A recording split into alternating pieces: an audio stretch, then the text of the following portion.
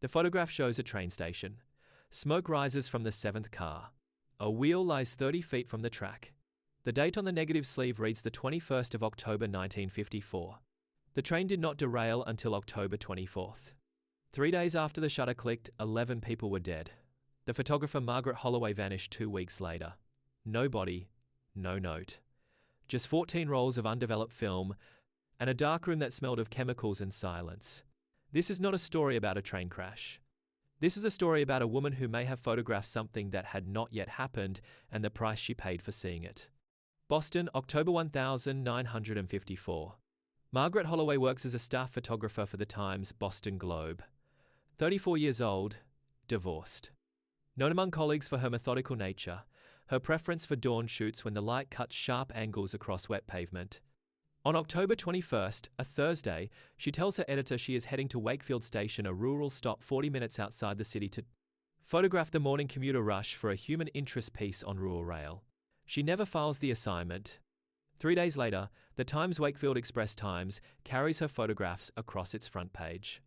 The derailment, the casualties, the twisted metal. Except these images exist before the crash. This is the contradiction at the center of everything. The Times Globe-Times receives an anonymous envelope on the 27th of October 1954, 3 days after the derailment. Inside, 3 of Margaret's photographs and a handwritten note. The handwriting is Margaret's. The note reads, "These are what I saw. These are what will be. I understand now." Police later confirmed the handwriting analysis.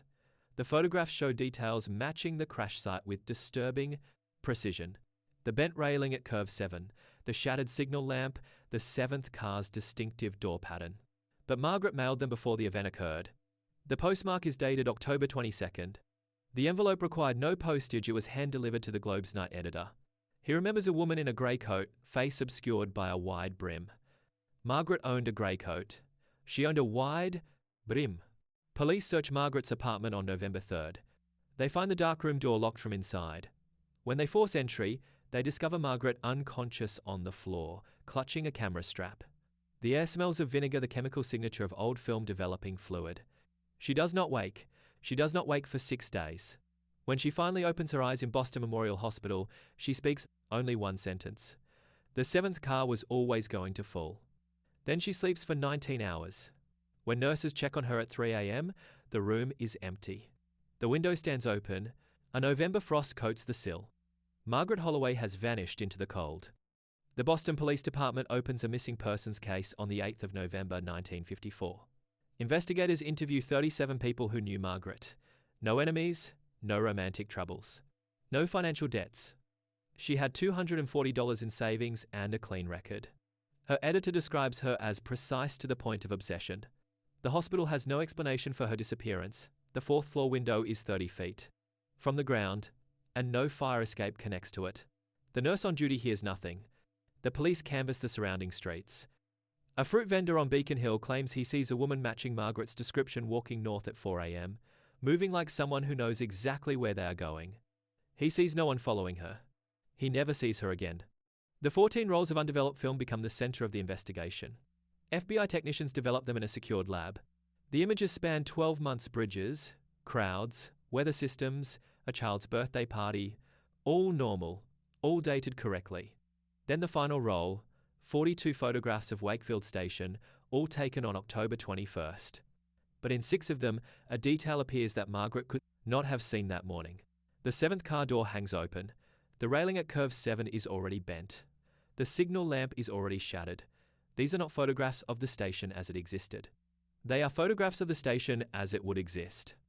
The FBI classifies the film and issues a statement denying any unusual circumstances. The statement is 3 sentences long. No journalists ask follow-up questions. 2 theories circulate in the weeks following. The first belongs to the emerging paranormal community.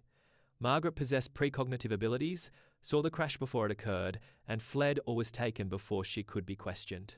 This theory has no evidence. It has only the photographs. The second theory belongs to skeptics. Margaret learned of the crash through an unofficial source, perhaps railroad employee with advanced knowledge, and staged the photographs to create a sensation.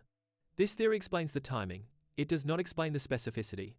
The broken wheel in photograph 14 lies at an angle that matches the debris field exactly. No one at the station that morning could have known where that wheel would land. Margaret photographed it 3 days before the crash. Consider the photographs themselves. In the corners of frames 26 through 31, something appears that investigators note but never explain. A light source. Not the station's electrical system. These were oil lamps in 1954, and the station had no electricity on its rural platforms. The light in Margaret's photographs comes from above and to the left, casting shadows that fall at a 43-degree angle. The only time shadows fall at 43 degrees in Wakefield in October is just before dawn, approximately 5:47 a.m. on October 21st. The station did not open until 6:30. Margaret could not have photographed those shadows at that hour on that date, unless she was not photographing what existed, unless she was photographing what would exist. The implication is uncomfortable. It suggests the photographs were not taken at the station. They were taken of the station, a version of it that had not yet become real. What if Margaret Holloway did not photograph the crash? What if she photographed the memory times of the crash, a temporal imprint, a scar in time? This is not a mainstream theory. It has no scientific basis. It belongs to a fringe of fringe literature, to whispered conversations in university archives, to letters that researchers send to each other and never publish. But it explains the evidence. It explains the impossible shadows, the impossible precision, the way the photographs seem to breathe with a stillness that real photographs lack. Margaret did not take pictures of the future. She took pictures of a future that had already happened somewhere, somewhen, in a timeline that bled into ours just enough to leave marks on film. And when she understood what she had seen, she understood too much. People who see too much sometimes disappear. Sometimes they choose to disappear. Sometimes the choice is not theirs. What happened to Margaret Holloway remains unsolved. The Times-Globe Times terminated her position in December 1954. Her personal effects were donated to charity.